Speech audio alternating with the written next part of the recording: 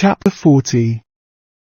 Elizabeth's impatience to acquaint Jane with what had happened could no longer be overcome, and at length, resolving to suppress every particular in which her sister was concerned, and preparing her to be surprised, she related to her the next morning the chief of the scene between Mr. Darcy and herself.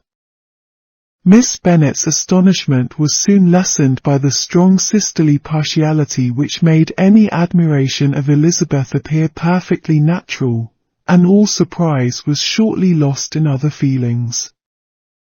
She was sorry that Mr. Darcy should have delivered his sentiments in a manner so little suited to recommend them, but still more was she grieved for the unhappiness which her sister's refusal must have given him. His being so sure of succeeding was wrong, said she, and certainly ought not to have appeared, but consider how much it must increase his disappointment. Indeed, replied Elizabeth, I am heartily sorry for him, but he has other feelings, which will probably soon drive away his regard for me. You do not blame me, however, for refusing him. Blame you? Oh, no. But you blame me for having spoken so warmly of Wickham. No, I do not know that you were wrong in saying what you did. But you will know it, when I tell you what happened the very next day. She then spoke of the letter, repeating the whole of its contents as far as they concerned George Wickham. What a stroke was this for poor Jane! Who would willingly have gone through the world without believing that so much wickedness existed in the whole race of mankind, as was here collected in one individual? Nor was Darcy's vindication, though grateful to her feelings, capable of consoling her for such discovery. Most earnestly did she labour to prove the probability of error, and seek to clear the one without involving the other. This will not do, said Elizabeth. You never will be able to make both of them good for anything. Take your choice, but you must be satisfied with only one. There is but such a quantity of merit between them, just enough to make one good sort of man, and of late it has been shifting about pretty much. For my part, I am inclined to believe it all Darcy's, but you shall do as you choose. It was some time, however, before a smile could be extorted from Jane. I do not know when I have been more shocked, said she. Wickham's so very bad. It is almost past belief. And poor Mr. Darcy. Dear Lizzie, only consider what he must have suffered. Such a disappointment. And with the knowledge of your ill opinion, too. And having to relate such a thing of his sister. It is really too distressing. I am sure you must feel it so. Oh! No, my regret and compassion are all done away by seeing you so full of both. I know you will do him such ample justice, that I am growing every moment more unconcerned and indifferent. Your profusion makes me saving, and if you lament over him much longer, my heart will be as light as a feather. Poor Wickham! There is such an expression of goodness in his countenance, such an openness and gentleness in his manner. There certainly was some great mismanagement in the education of those two young men. One has got all the goodness, and the other all the appearance of it. I never thought Mr. Darcy so deficient in the appearance of it as you used to do. And yet I meant to be uncommonly clever in taking so decided a dislike to him, without any reason. It is such a spur to one's genius, such an opening for wit, to have a dislike of that kind. One may be continually abusive without saying anything just, but one cannot always be laughing at a man without now and then stumbling on something witty. Lizzie, when you first read that letter, I am sure you could not treat the matter as you do now. Indeed, I could not. I was uncomfortable enough, I may say unhappy. And with no one to speak to about what I felt, no Jane to comfort me and say that I had not been so very weak and vain and nonsensical as I knew I had. Oh! How I wanted you! How unfortunate that you should have used such very strong expressions in speaking of Wickham to Mr. Darcy, for now they do appear wholly undeserved. Certainly. But the misfortune of speaking with bitterness is a most natural consequence of the prejudices I had been encouraging. There is one point on which I want your advice. I want to be told whether I ought, or ought not, to make our acquaintances in general understand Wickham's character.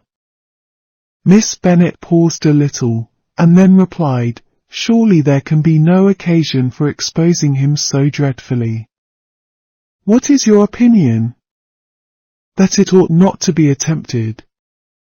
Mr. Darcy has not authorized me to make his communication public.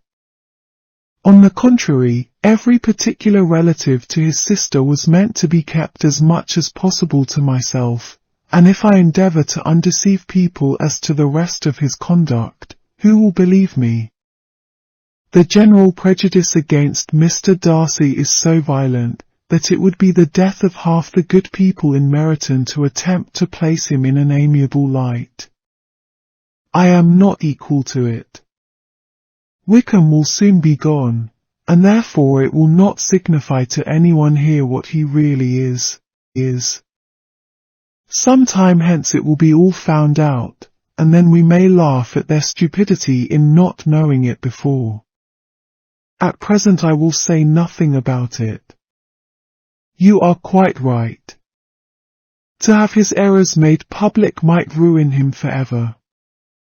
He is now, perhaps, sorry for what he has done, and anxious to re-establish a character. We must not make him desperate. The tumult of Elizabeth's mind was allayed by this conversation. She had got rid of two of the secrets which had weighed on her for a fortnight, and was certain of a willing listener in Jane, whenever she might wish to talk again of either. But there was still something lurking behind, of which prudence forbade the disclosure.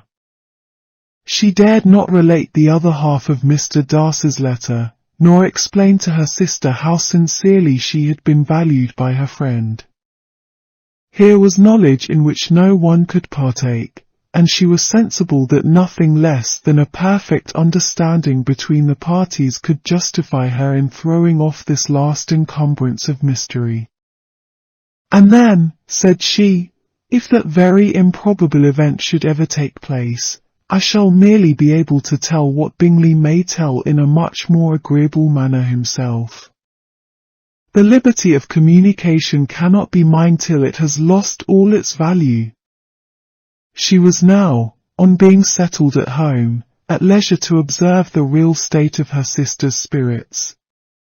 Jane was not happy.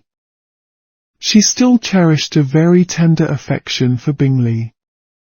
Having never even fancied herself in love before, her regard had all the warmth of first attachment, and, from her age and disposition, greater steadiness than most first attachments often boast, and so fervently did she value his remembrance, and prefer him to every other man, that all her good sense, and all her attention to the feelings of her friends, were requisite to check the indulgence of those regrets which must have been injurious to her own health and their tranquillity.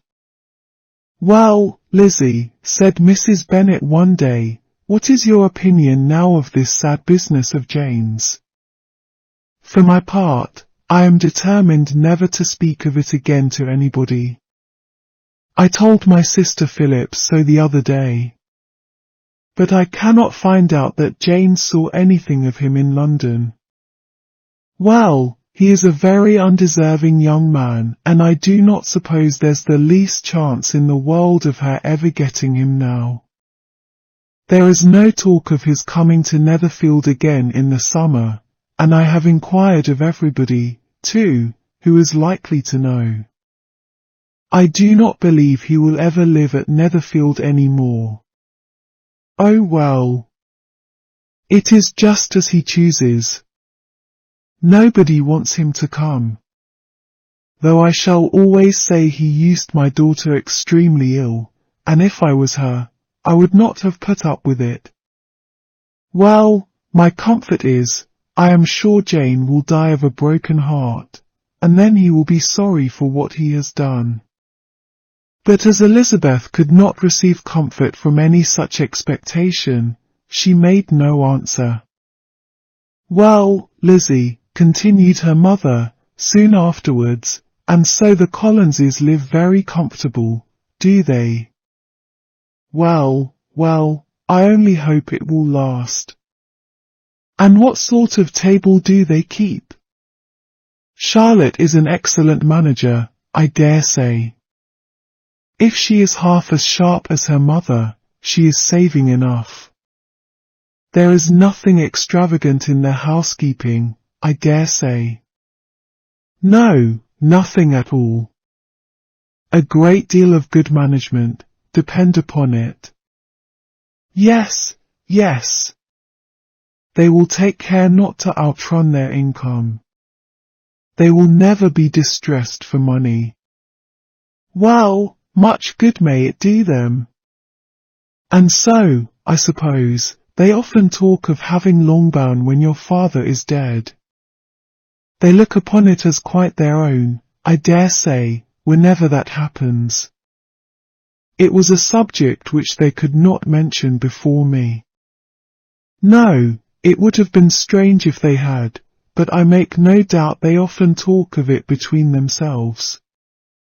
Well, if they can be easy with an estate that is not lawfully their own, so much the better. I should be ashamed of having one that was only entailed on me.